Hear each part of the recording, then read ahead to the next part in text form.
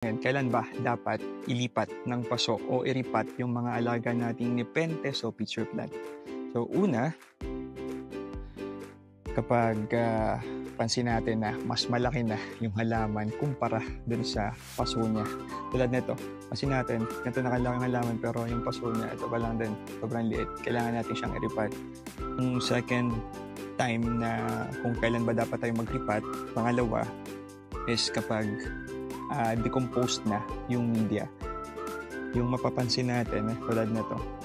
Kasi kapag sobrang tagal na nung coco peat, yung media na de-decompose din yan over time.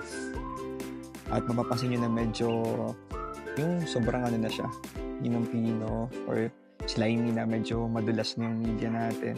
Tapos yun, hindi na masyadong ramdam yung coco peat. So that's the time na pwede na nating palitan ng media or lipat yung ating mga nepenthes. So yun yung mga times na naglilipat ng nepenthes or siguro pwede nyo rin isabay kung gusto nyo yung mas magandang paso o yung pot na paglalagyan nyo.